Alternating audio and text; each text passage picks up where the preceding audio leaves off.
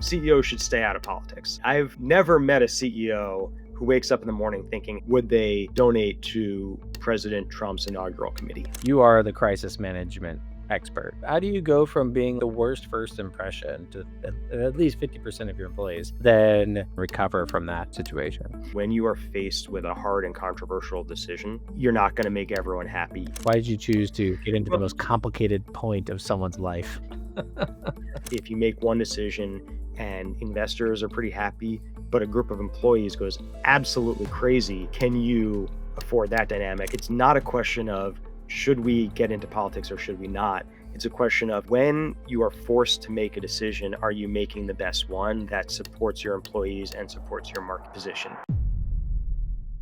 So two that come immediately to mind, the first one is not a deal, but it was a new CEO of a private equity backed startup, pre-IPO startup. Kind of a professional CEO. He had been in that role at a couple other companies, was recruited and brought in to, help the company graduate and move toward an IPO. And he was brought in and recorded kind of a fun intro video introducing himself to the team. And it was a pretty big company, right? So as opposed to getting everyone in a room and saying, hi, I'm, your new CEO, there needed to be a bit of like, let's do something that can be seen in various offices. And someone on the marketing team came up with the concept, which he basically did blindly and then got back a final cut basically when everyone else saw it. And it was like super sexist. Just unbelievably bad judgment in how it was cut. And not only did a lot of employees rightly have a big problem with it, but they connected it with their new CEO before they had even met him. So he was in damage control internally from day one. Right. And, to me, it's a really important reminder that two things. Number one, you can find yourself in crisis in the most unexpected ways. I mean, no one could have predicted that. Number two, often it's not your fault. It's unforeseen. There's nothing you can do about it. But also, kind of this idea that what really made that hard for him was he hadn't had the chance to build up any credibility, any currency with his team. So he didn't have the benefit of the doubt, which is why when that video came out, people blamed him. And he couldn't have changed that because he was new and it was a weird scenario. But I think it's a really good reminder to always think about, putting the currency in the bank, right? Always thinking about your reputation, because when a crisis comes, you want people to give you that benefit of the doubt. That's painful. He recovered. It was fine. It was a painful couple weeks, but it wasn't. How It does wasn't great at the someone moment. recover from that? How do you go from being like the worst first impression to at least 50% of your employees to then, coming out of that? Like how does someone recover from that situation? Because the truth of the matter is, I think there is this mythology around crisis where you can, hire a consultant or you can kind of weasel your way out. Where if you actually did something wrong, if you make all these moves in the background, you can figure out a way to overcome it. The truth of the matter is, most of the time, if you genuinely didn't do something wrong, you're going to be okay. If you genuinely did something wrong, there's almost nothing there's almost nothing you can do to recover from it. But the reality was that he was genuinely the victim of a circumstance. And while people's initial impression of him was negative, he could explain it, right? The facts were on his side. And he was genuinely a good guy. So people were willing to give him a second chance. Yeah, it sucks to have to just watch the raw video. Watch the hour of uncut footage. It's okay. Exactly. Editor's Also, you fired. kind of can't get out of that without blaming someone else on the team, which you never want to Yeah, do. exactly. The other story I'll give you, and this is one of my favorites, is I was working a few years ago with a company that was about to IPO. It was a SPAC during the SPAC boom, which Jason, you know a little bit about. A little bit. And they, as you know, probably not everyone knows, in order to IPO, a company needs to get a formal approval from their shareholders. Now, the problem we have is companies that have significant um, individual ownership versus largely institutional ownership. Often it's hard to get a quorum for anything because you're asking people who bought a few shares on Robinhood times a million to actually participate in this pro forma vote. Um, it was the night before they were IPOing. We were in New York, ready to ring the bell, holed up in a conference room in a hotel, kind of a war room we had set up. And overwhelmingly, the votes that had come in were going to favor the IPO. No one was opposed to it, but they couldn't get to the quorum.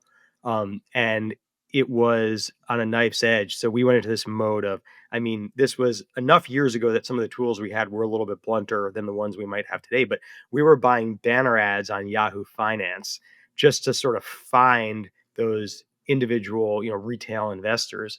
They were working the phones. The CEO was calling every bank, every institutional owner, and we were just doing everything we can to uncover enough votes to get the thing. And it was like, if you needed 51%, they were at like 49.8, and we were marking every cluster of shares that came in and voted. They made it, but man, up until literally the night before the IPO, there was a real chance that we were going to have to pull the plug on it. Wow. And it's just because they had such a diverse stockholder base of retail I guess before the SPAC, how do they acquire so many retail investors? There's a period where, because it's a weird quirk, right? Where the SPAC is investable, so you actually can invest in a company as part of a Oh, SPAC it's before a the official SPAC. IPO. So it's a SPAC Yeah. approval of the acquisition, and got it. Okay, that makes more sense.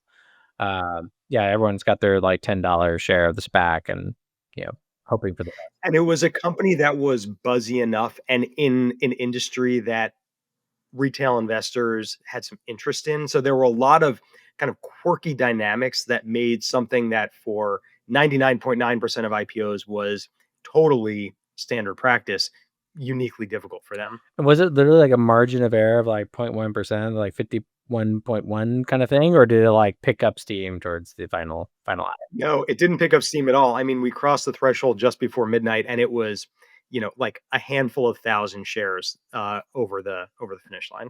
Like, at that point, is it worth just, like, someone buying 10,000 shares that's already on the cap table and just, like, pushing it through?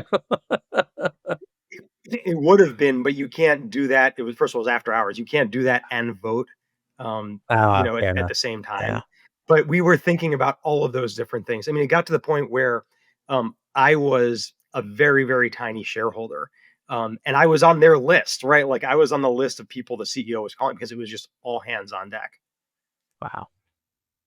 That is, that's it. This is gonna be so nail biting. Like, you finally have this glorious moment of an IPO, like getting on, getting listed.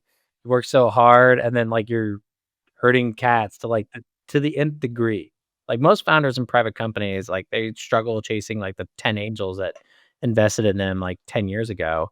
But trying to find anonymous retail traders on the internet, that's that sounds hard. It is very hard, and not something we'd ever done before. Which points to another point. The thing about crisis is, often it's a thing you couldn't have possibly predicted. So often it's less about, hey, let's dust off the playbook from the last time this thing happened. The story I told you about, the CEO who made that video, or the story about the SPAC, no one had done exactly that before, maybe versions of it. But in those cases, it's really about building the pattern recognition to be able to make good, calm decisions faced with a lot of uncertainty. I think that's a lot of what we'll probably talk about. Yeah. And like, David, for context, for the audience listening here, like you are the crisis management expert. You've worked at the highest levels in government. You've worked for Citadel and Bloomberg and other top companies, across the country, helping them navigate complex crises. Um, when it comes to your frameworks on, as you say, like you don't know what's going to happen. You're going to get blindsided. Uh, what's the best way for a CEO or a founder to be able to protect themselves, or just prepare themselves, I should say, for the unpreparable? Before you ever face a crisis, you have an opportunity to think about managing your portfolio to inoculate yourself for what may come. Um, And I will say that, I mean, I work with CEOs who are, of an older generation, who tend to be a little bit more comfortable with the public profile part of the job. I'd say, by and large, a lot of the founders and CEOs who are coming up now, building companies, maybe looking at a transaction or an IPO, they tend to have a little bit of a different perspective. It may be because they came up as more of a product person, more on the engineering side. Their focus often is on, let me build the best product, let me find uh, the right customers, let me scale it, let me improve it. And thinking about how you talk about yourself and how you talk about the company in the world is often an afterthought. And I think in many ways that's the right thought process. There is nothing wrong with that. That those are the basic building blocks to how you build a good company. But I also think that when you look at the CEOs in the world who really get waylaid when a crisis hits, often it's the ones who haven't invested in building some credibility, inoculating against future crisis by conveying to the world, to investors, to employees that, um, you know, basically you're trying to do the right thing. You're driven by values. You have a good perspective. Then when a hard moment hits, people tend to rally around you. It's human nature. And when it comes to, like, your experience, you're there at the table to mitigate and find a way out of the situation or turn it around, spin it, whatever it might be. What's a story where a deal is getting done or, like, something happened and a deal blew up due to a crisis? What's a story that you might be able to share around that front? There are so many examples, Jason, and I can think of ones that are tied to politics. For example, during COVID and during everything that happened in the aftermath of George Floyd, CEOs were often pulled into taking political positions in ways that were uncomfortable. Um, One of the things that I will always advise a CEO is when you are faced with a getting involved in a hard and controversial decision, um, you're not going to make everyone happy. You have to map your stakeholders, in some cases, prioritize them, but understand that at the end of the day, there's probably not a perfect answer. And that is a little bit of the mythology around crisis. Rarely can you come up with a plan that will make everyone happy. Typically, you're choosing between bad options and you're choosing the one that will cause the least amount of damage to the stakeholders who matter most. That may not be satisfying, but it is the reality. And so, one of the things I always tell the CEO is know that if even if you make the right decision, you're going to get some blowback. A CEO of a big company who shared some thoughts on uh, the Middle East conflict, which is obviously a third rail kind of Yeah. issue. Um, Took a position that was very thoughtfully crafted, but then received several emails from employees pushing back on the position he took. That was inevitable because there is no happy middle ground on an issue like that that satisfies everyone. My response to him was, don't focus on those few angry notes you got. Focus on the fact that out of thousands of employees, the vast majority stayed silent, which in that case was a sign of support or at least understanding your position. Similar example. A few years ago, I was working with the founder of a very large pre-IPO startup, about 1,500 employees. They had planned, their HR team had planned a global offsite in Florida. They have a young and very progressive employee base. One of their ERGs raised their hand and said, "We don't want to do business with Florida." And in fact, some of our LGBTQ employees may not feel comfortable going to Florida for the offsite. Uh, no one, the CEO didn't wake up in the morning saying, "I'd really like to get involved in a conflict like that." They had already put down, a very substantial deposit on the hotel. They had made travel plans. It wasn't an easy thing to unwind. Now you're faced with a lot of different competing interests, and the imperative to make a decision. Um, there's a little bit of a thread of people who say CEOs should stay out of politics. Sure, when you have that opportunity. I've never met a CEO who wakes up in the morning thinking, "How can I get my name in the papers talking about all the controversial issues happening in the world right now?" CEOs want to build a good company. They want to grow. They want to do right by their investors and their employees. They are generally driven by pretty strong values, but they're not looking to stir things up. The reality, though, of living in the world we're in right now is that when things happen like what I described, the founder of the startup, um, often we get pulled into things where we have no choice but to engage. And then the question isn't should we engage or should we not engage? It's how do we look at the whole map, all of the stakeholders who matter to us, and determine how we're going to make the decision that will have the best outcome for the most number of people. Yeah, and it sucks that you kinda have to bite the bullet that, as you say, like, not everyone's gonna be happy, and it's just how do you make that list of people as small or as minimally impacted as possible? But the reality of choosing between bad options, I think is something that founders that reach a scale of, like, a real business, like, you're scaling a real business, you have, either hundreds of employees, it becomes very sensitive very quickly on just the breadth of personalities that you have. Like, you can't win everyone. And, Well, that's right. And there's a two-dimensional way of thinking about this and a three-dimensional way. So the two-dimensional approach is to always think about your stakeholders as having equal value in all cases, which means if you are a founder who tends to default to your investors being your most important stakeholder, uh, if an investor calls and says you should do a thing one way, you're probably going to do it that way. The fact of the matter is, there are cases where the investor is the most important. There are times when the employee is the most important. There are times when the customer is the most important, and so forth. So, the three-dimensional approach is to understand that the dynamics of each case will dictate how you should react. it brings back some PTSD for me with, multiple cases, like the situation where, Samsung was supposed to buy my company. They the deal fell through the morning of close. Like, just couldn't have been any worse of a situation. Literally get a text at 2 in the morning, like, morning time in Korea, that the deal is dead. And, the new CEO vetoed every deal on the table, regardless of what it was. And we had told our whole team to show up in the morning at 9 a.m., which we never did. Never told them to show up early in the morning. And, my co-founder and I were sitting there like, "The do we say to them?" Because no, then not everyone knew. There's only about 5 people in the company that knew that we were selling.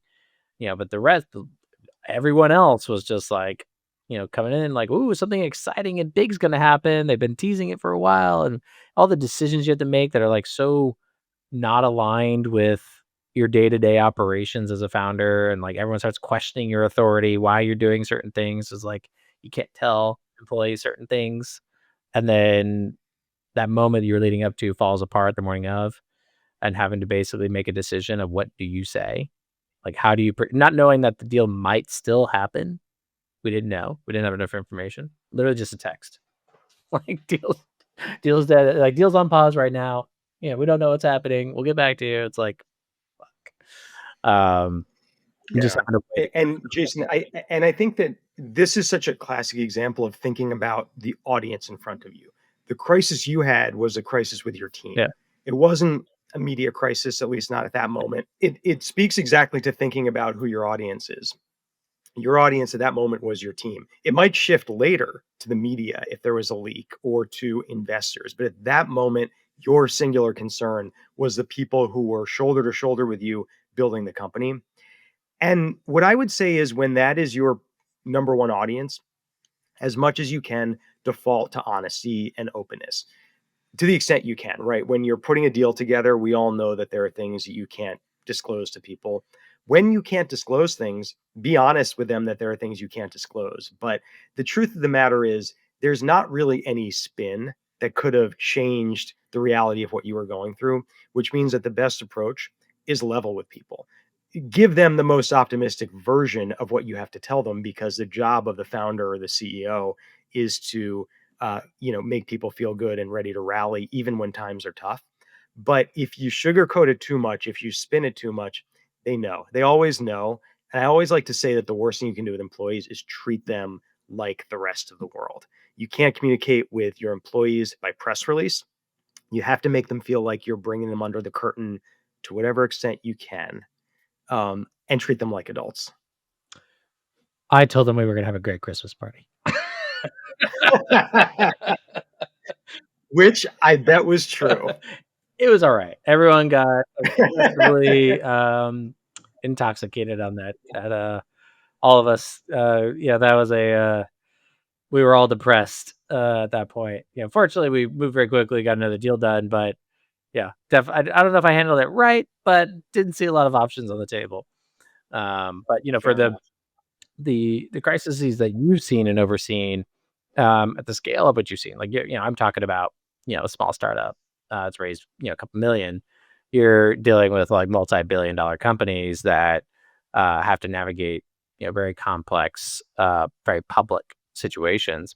And you kinda talked about this a little bit earlier, but I would like to unpack a little bit more, like, if I'm a founder and I'm blindsided by external, internal force of chaos that's gonna derail whatever my expectations were, what's the framework that you work through with your clients on understanding the situation and discovering what options might exist?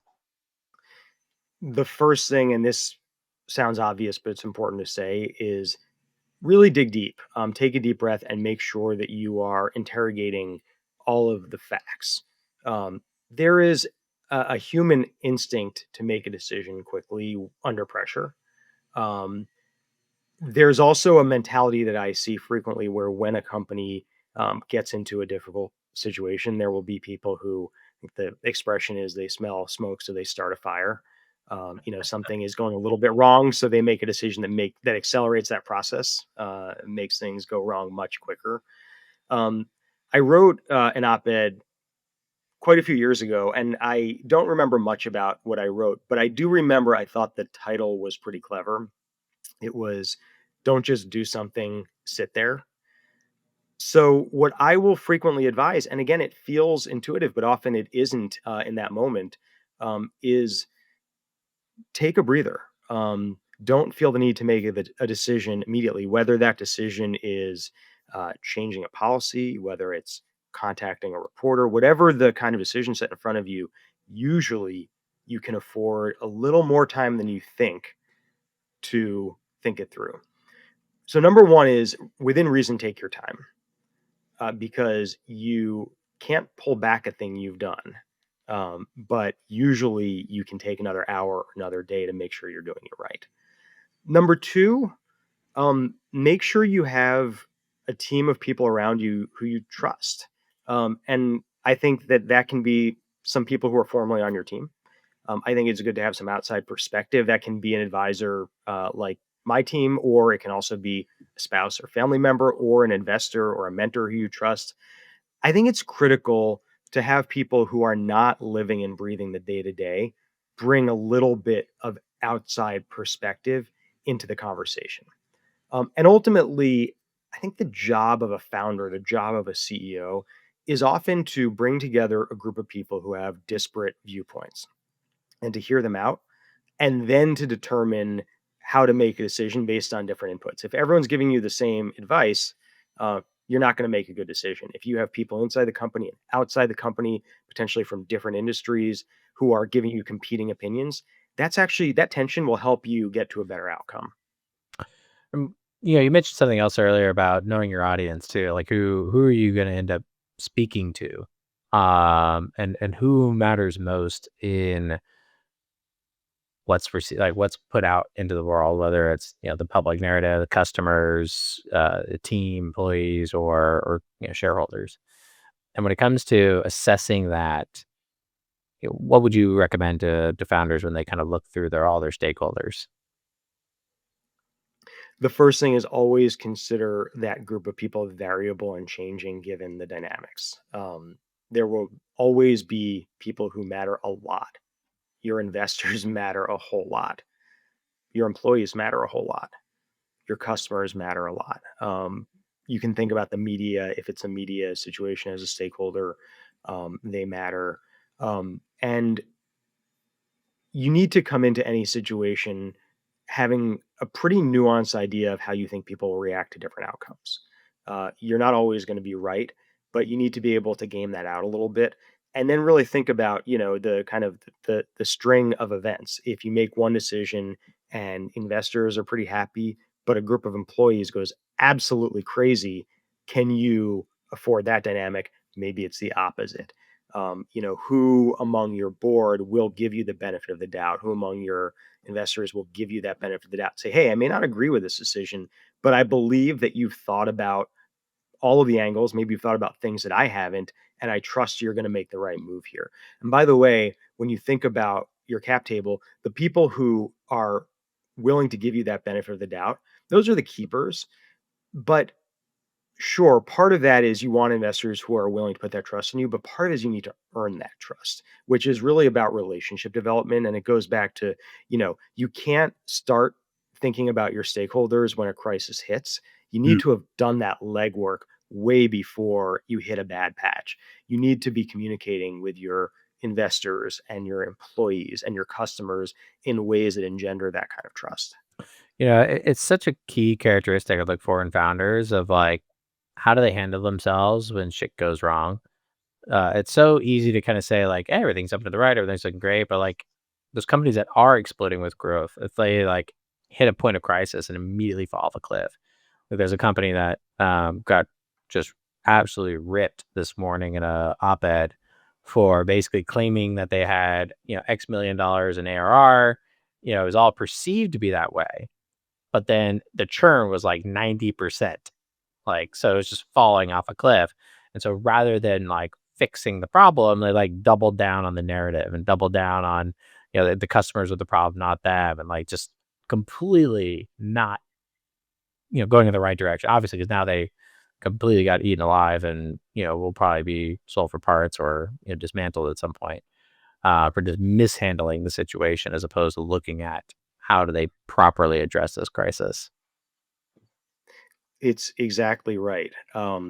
You obviously every founder wants to be known for growth and financial success, right? That's you can't be a founder without that. But it's also not enough because everyone hits that moment where growth stalls or where there's a challenge with a new product. And if your entire reputation is built on being the founder who's growing fast, that can crumble really quickly. My company grew Real incredibly quick, if you're fast a for the founder first doing two over years. 5 million in revenue And and during want to that know what the period, best 100 growth can million dollar actually be plus enough, founders are right? doing to Growth fuel can their fuel a growth, really then make sure to positive culture, or at subscribe least what to our feels $100 like a million dollar positive exits culture newsletter because to of get the the adrenaline playbooks and the that sense of are being a proven part on of a how to winning team. fund, grow, and During sell your that growth, business. I'll we even give you thought a a lot curated about list of what investors that happens want to when invest in if your A, business. the It's growth starts to totally slow, free. or All you B, have to we do reach is a click point that where link we down are more below, mature and the growth subscribe, do it isn't the now. thing I that brings promise it's everyone worth together. it. You And we won't spend a lot of regret it time if you thinking got about nothing what to are the lose. Go things we ahead, want subscribe now. Back to the everyone show. to rally around and feel as part of their identity. It's not just we're part of this growing company. It's we're a part of a company that's doing things the right way, that has a long-term vision, and that we feel good about the work we're doing each day. Another kind of consistent denominator and everything you're mentioning is like you can't do this alone.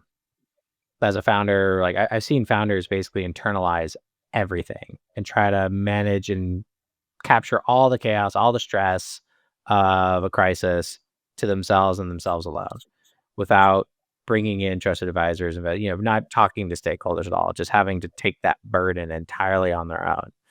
What would you say to those founders that have chosen that path as opposed to what you're kind of promoting in terms of, make it a discussion, get the facts, talk it out? What would you say to those founders that have decided to go solo?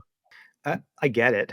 And in some ways, it's virtuous, right? You want to take that stress on because you own that stress. You're the one who volunteered for it. Others didn't in the same way. But even though I think the spirit behind it is often virtuous, the outcome will never be as strong. It's simply a fact that the more viewpoints you bring into a conversation, the more diversity of thought, the better enabled you'll be to make ultimately the right decision. Now, that sort of board of advisors can look different depending on your personality. As I said, it can be, a group of folks internally, it can be a group of investors, it can be outside consultants. It can also just be, you're a buddy of yours from high school who, has nothing to do with your industry, but you really trust them and you know that they're not going to tell you what you want to hear, right? It can be there are so many different models. What you want to avoid is people who are just going to reinforce your thinking. You want people who will challenge you, but do it in a positive way, right? Some people, the idea of, challenge the CEO means tell them they're wrong. Um, that gets old really Yeah. quickly, right? And what I find is that, the CEO is often right, or at least is some version of right, and maybe needs to see a different perspective. But bring together people who you really trust, but trust to give you a very honest assessment of how they view what you're facing. David, how did you get into this? You're in Washington, but how did you end up helping, some of the leaders of some of the biggest companies in the country, as well as small companies, startups? How did you get into this? Why did you choose to get into the Well, most complicated point of someone's life? I started my career as a speechwriter in politics. I worked on Capitol Hill, worked at the Justice Department, and what I this was very early in my career, and what I realized pretty quickly was I liked writing. I didn't love it. I wasn't someone who wanted to be writing their entire career all the time, but the job when I was in my early 20s gave me a seat at the table. It's a cliche, but I got to be in the room. And in the room where some really hard decisions were being made, that were consequential and had real national implications. And that's what I loved. I loved being a student of leadership and thinking about how you make um, hard, important decisions amidst a lot of uncertainty, with big consequences of the decision that you made. And when I was in my early 20s, I wasn't necessarily asked to weigh in on these decisions, but I got to watch them. And then if you're in the room long enough and you stick around, eventually you have the opportunity to share your view. And so that's really the direction my career took, where I had a series of roles in the private sector that were one foot in what you might describe as traditional communications, but another foot in kind of an informal strategic advisor, almost chief of staff to a series of CEOs. And it helped me develop this view that communications shouldn't be thought of as its own discipline. It needs to be woven into a broader strategy. And so I developed this reputation as being someone who had pretty good familiarity with how to advise founders and CEOs. I don't think of myself as a crisis advisor. There are firms where you bring them in when you have a crisis. And I've always thought, why would that be the signal you want in the marketplace? I've just hired this crisis firm. I must be in crisis. But what one strategy group does is we have long-term relationships with founders and CEOs and their uh, C-suite, where we are in the trenches with them. I like to say that we're the first number on speed dial, which means that if they have an opportunity they want to talk through, they're going to call us. But also, if they have a challenge that could become a crisis, we're the first call. So it's really a trust relationship that ladders down into doing a lot of the things we think about as reputation management, communications, thought leadership. But it starts with we want to be one of those people that no matter what, when you have an important decision to make, you want us in the room. And before One Strategy, you were at Facebook working on, I think, during or before the IPO, dealing with that. You're at Bloomberg, you're at Citadel. But you worked at some, major, companies that have thousands of employees. Uh, I'd be curious. Obviously, you probably can't share what you can't share, but you know, do what you can. I think being in those rooms and hearing kind of the story that didn't come out, the story that maybe didn't get the full picture, like, was the option not chosen to talk about. Any interesting stories you can share on that front without causing any trust issues with your past clients. Well, here's what I can say about the aggregate of those experiences. Well played. In many ways, the only difference between a crisis that a really big company faces and a crisis that a startup or a small company faces is the number of highly paid people in the room. Um, the elements of it, the consequences of it, are really similar. And so, my firm works with a bunch of big companies. We also work with a bunch of pre-IPO, Series A to IPO type companies. And I don't think that that there's much difference in how we handle a crisis for one versus the other. Um, the other thing I would say is um, crises come in literally every flavor you could possibly imagine. And uh, things happen that are totally out of left field, whether it's a CEO going through a really messy divorce, a CEO who of a pre-IPO company who made a really major real estate transaction, bought an expensive property, and then realized that it would get reported in the media, and they freaked out about employees seeing how much money Yeah, I they think I know spent which one you're on talking their about. I remember that one. um, you know, uh, Or, when I worked at Bloomberg, there were some very public crises around the newsroom and the separation between the news side and the corporate side that took weeks and weeks. So you can't.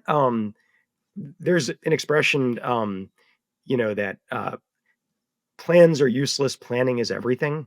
I don't believe in having a crisis playbook. I think there is an industry that exists around trying to come up with uh, a solution to every possible crisis. We need 50 different statements sitting on the shelf. We need a strategy for every different outcome.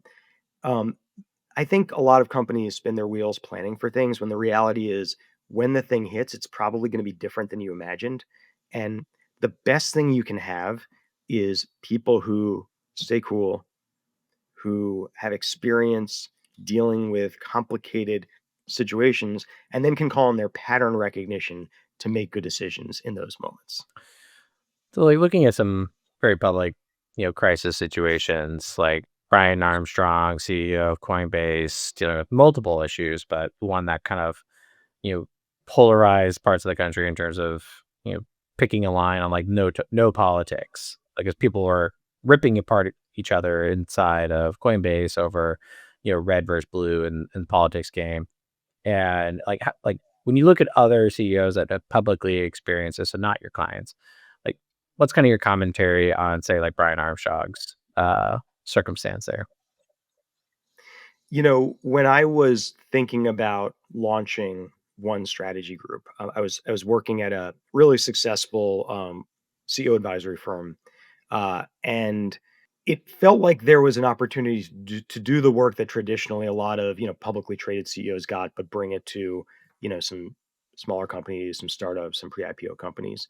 And as I was in this process of thinking about whether to do it, there was a very well known kind of CEO oracle who had worked in the White House and had been doing corporate advisory for decades and decades, who sat for an interview at a big national publication. And the whole point of his interview was to say that we need to end this age of CEOs getting involved in politics. Let's keep politics in one category and let's put the company stuff in the other category. And I read it and I kind of got angrier and angrier as I read it because to me it was a great example of a very old school way of looking at the world. And I think in the advisory space, what you have is a lot of uh, people who cut their teeth in the 90s and built a way of doing things that were really effective back then, but aren't really responsive to how much the world has changed. And a crisis today looks much different than it did 30 years ago, 35 years ago. Um, so, on the issue of politics, basically, my view is it's not a question of should we get into politics or should we not. It's a question of when you are forced to make a decision, are you making the best one that supports your employees and supports your market position? So, sometimes it's unavoidable, and when it's unavoidable, be smart about it, but don't act like it's a black and white decision. Don't act like your decision is, do I want to be a political founder or do I want to be a apolitical founder? Because either one is going to lead you to a bad place. I know you're good at your job of how well you're able to like narrate an answer without having to like actually take a stance on like the gotcha topic. Uh, The I'll take that as a it compliment, is. It whether it is. was meant as one or not. But the truth of the matter is, it's really not for me to pass judgment on the politics of a situation. We have a big client that was faced with a really tough decision that a lot of big companies faced a few months ago, which is would they donate to President Trump's inaugural committee? Very political issue, and one of those things where, again, you get to that moment and you see a lot of your peers who have done it, some who haven't, and you need to decide whether you'll do it. Um, in the way that I advise on an issue like that, you can't get more political than that. But it's not my job to impose my political views on the CEO or the company. It's my job to help them look at the whole landscape and think about different outcomes. And in this situation, they knew, again, no good answer, because they knew that some employees would be pretty upset if they did it. They knew that other stakeholders would be pretty upset if they didn't. And again, it's just about weighing the facts, keeping your own politics out of it, and putting the company first.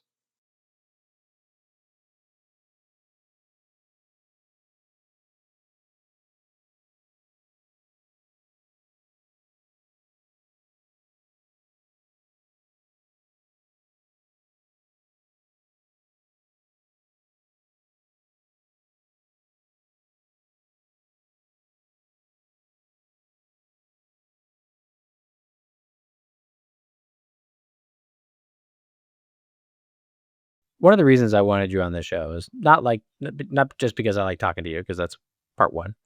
But the other reason is, as a founder that's been through some shit, just running around with, I like to say, but the visual I create for myself is I was on a unicycle, juggling balls of fire, balancing a house of cards. Uh, and then someone just like throwing like, flaming balls at me while trying to dodge them. Like that's essentially the visual I create for myself when I go back to my like high tech, growth startup stuff. And, when a crisis hits, it's like where the balls hit you in the face. And you know, every founder has to do it, especially if you raise venture. The stakes are so much higher. The velocity of expectation, or the expectation of velocity is so much higher. And I wanted you on this show because, you talked about it earlier about you, you can't really, like, once you're in crisis mode, if you haven't set up the foundation already, it could be exponentially harder. And how you make your decisions in crisis is ultimately what makes a great founder separated from a good or a bad founder. And I thought it would be essential for you to kind of share your knowledge and talk about this. And yeah, you've already mentioned a little bit, but if you can talk a little bit more about that that prep, like that mental mindset of, while things are calm or while things are going well, how do you manage your stakeholders? How do you manage your communication to make sure that, when that ball does hit you in the face and you have to do something, that you have the right foundation to not screw it up? Yeah. Number one, really know your who matters, and know them on a personal level to the extent you can. Can you know every customer personally? Probably not. Can you really get to know every investor personally at an earlier stage? Yes. Um, and do take the time to do that. I can't tell you how many times I have a conversation with a founder who um, takes for granted that one of their investors or one of their board members will side with them on a given issue, only to then be shocked to find that they don't. That's probably a discoverable fact, right? You probably, if you're honest about your relationship, could see some warning signs. You could kind of know that maybe that's a relationship that needs to be strengthened. So much of what we do, Jason, across all of the aspects of building a company, it's trust.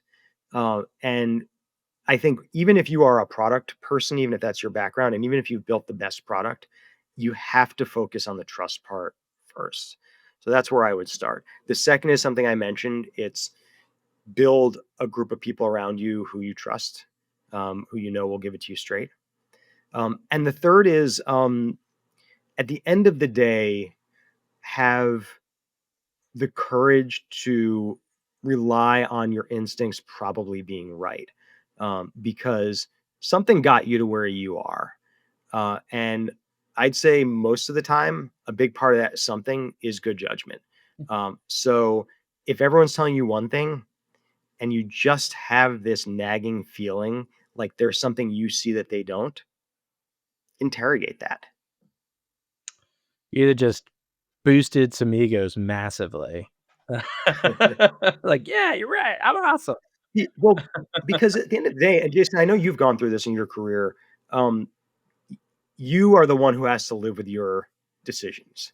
And if you have a group around you, if you've got your leadership team and they all vote to do something one way, and you choose to do it their way, even if it doesn't quite feel right and it doesn't work out, they can move on to their next thing much more easily than you can. You have to live with the outcome of that decision. That doesn't mean ignore advice, right? Getting that advice is the most important thing, but it does mean that ultimately the filtering that you do of what people are telling you, that's one of the most important qualities of being a successful founder. And what I look for where to try to suss that out now, because I made some investments. I've worked with some founders where I didn't check this trait about them, and those are all been the worst, deals I've been a part of. And the ones that I ultimately look for is like, what was their moment of crisis in their past, and or like how do they come out of it? Like, what's their story, what's their narrative, and then um, just how focused are they on the relationships of their cap table? And you talked about this earlier, and especially at the early stage, you might not have like 100 employees and without whatever, like big company logos as your clients yet that you can worry about. Like the people that are there at the earliest are a couple early stage employees and your cap table, like who's backed you and trust you. And a red flag I see with founders are the ones that are scared to go to their cap table, the ones that are afraid to bring up the issues that they experience because, like, oh, I got to be awesome, I got to present a bravado that everything's going well. And the problem is when something goes wrong, everyone thought everything was going right. What happened? Why didn't you say anything? Like, what's going on? It's like if you're able to communicate with your investors, as not when like shit hits the fan, but the small things. Like, hey, I'm going through this one thing with an employee. Like, can you help with this? Or, I'm going through this one thing with a customer, or whatever might be happening. Being able to start those conversations when the stakes are low to build that trust, specifically like and prioritization of cap table, who's first on the cap table in terms of influential impact, or did you sign a term sheet that one of those investors has veto rights to an action that you want to take, like a deal you want to make. Like if you don't have trust and consistent communication with those people when a crisis hits or an opportunity hits, like it could all fall apart because you didn't manage those relationships, manage expectations, manage the trust of those relationships. And I've definitely seen deals completely fall apart, because of the mismanagement of their cap table and those relationships. It's so true. I think, there is a fundamental truth, which is that you really can't spin your cap table. You can't spin your investors. Maybe you can get away with doing it to buy yourself a little bit of time, but in the long run, they're always going to have the facts. And I can't tell you how many times I talk to an investor who says, why is it that the first time I heard about this was when we got to a crisis? I could have helped. I could have helped them navigate. I could have done something about it, but now we're in a position where it's much harder to recover. And there is a human nature to it. People want to be asked to help. They Yep. want to be involved. And remember that even if your investors aren't building the company with you day to day, they are emotionally invested in your success. So being open enough to flag a potential concern, a potential problem early honors the trust that they've put in you, and doing the opposite, trying to keep them out of it. While again, it may be the right idea to not expose them to things that you'd rather solve on your own. It never works in the long run. No, completely agree, and it eventually catches up. Now, I've definitely seen some like, I've definitely taken a couple gambles, like, "Oh, we're gonna get really close to those performance metrics. We're gonna get really close." I'm like, I was like, "Let's just keep," and, like, if we're just short, it's not a big deal, but, like, big important decisions or things that are gonna come out at some point, the sooner you bring up those conversations with, again, at the very least, if anyone takes away anything from this call, it's like build those relationships with your cap table. Make sure they know you, you trust them, and at least you have a couple people, like you said, like that advisory board that are close to you to bring this stuff up. Because if you're doing it alone and you're not talking to people about it, it's one, it's going to increase the probability of burnout, which leads to worse decisions, in my opinion. I'm curious, like, have you seen in your history of doing this at all different levels, like where have you seen kind of the one that handled it right and what was the outcome, and the one that didn't handle it right, didn't take the advice or didn't ask for the advice, and things went south? I'll give you some aggregate examples of You're how such it a works and how it doesn't. too good at your job. I think it generally works if um, you may let's take the example of a CEO who finds themselves in a little bit of hot water. One example that Jason, you and I have talked about is a CEO I worked with who came in to run a private equity backed company and was new to the job. Not he had been a CEO, but was brought in new. And the first thing they did was cut a video, well, introducing him to employees. It was a big enough company that he couldn't introduce himself to everyone at once. Um, the video was cut by their marketing team, sent out to employees, and um, they made some horrible editing decisions that um, sort of, without going into too much detail, made the CEO look sexist in the way he treated some of the employees who were in the video. Not remotely his fault. It was simply a really bad video cut. But here he is, brand new to the company, now introducing himself in a way that really infuriated a lot of people. The reason I think that that example is instructive is that ultimately he was not to blame. He had actually done nothing wrong. And therefore, while it's not how you want to introduce yourself to your new team, he was able to give an explanation that was credible and people were able to give him the benefit of the doubt. Now, the flip of that is when a CEO, when a founder genuinely has done something wrong, there's really no amount of spin that can get you out of it. I think that's a bit of the myth about the crisis industry is if you hire a really good crisis person, they can spin their way out of it. They can kill the article, they can weave some narrative that gets you out of it. That almost never works because people are too smart. Um, so when you've actually done something wrong, whether it's a small thing, whether it's a big thing, the only way out of it is being direct, being honest, being open. Now that can happen within a thoughtful strategic framework, right? What you say matters. That doesn't mean get in front of a camera or up on stage at a town hall and just let her rip. And often you find that, people take this advice of being open and honest too far and it becomes this confessional where they actually make things worse. So be strategic in both directions, right? Be strategic if you are apologizing, if you are explaining it, but treat people like adults. I don't think spin is a thing because people see through it, particularly now, so quickly. Authenticity, whether we're talking about politics or business leaders, authenticity is everything. That's what we all want from, our boss. That's what we all want from our elected officials. We don't always have to agree with their decisions, but we want to believe that they're doing things for the right reason, that they came to the decision based on a thoughtful framework. And that basically at the end of the day, they're doing what they can to be a good person and run a good company. I think it's very well said and a great way to wrap up this podcast. David, what would be the best way for someone to learn more about what you've done and or what one strategy does?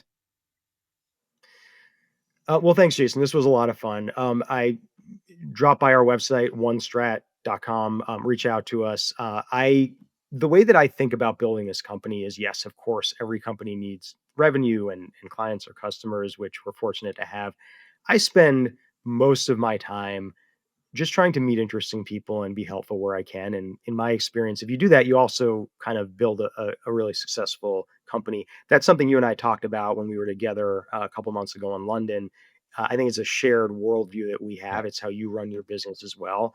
So I say that because I am always talking to founders who are dealing with a challenge, trying to think about growth. Maybe they are facing a crisis, so anyone who, wants to have a conversation, I'm always up to do it. No, I appreciate that. We'll make sure to leave the contact information and the show notes down below. And again, just a final word to founders, get a good advisory board around you. Keep the communication open. Don't hold it all in. I've seen too many founders burn out, not create enough optionality for them, and the business crumbles because of it. I literally got an email this morning saying someone's shutting down and needs to take a mental health break for the next like 6 months. It happens too often to too many founders.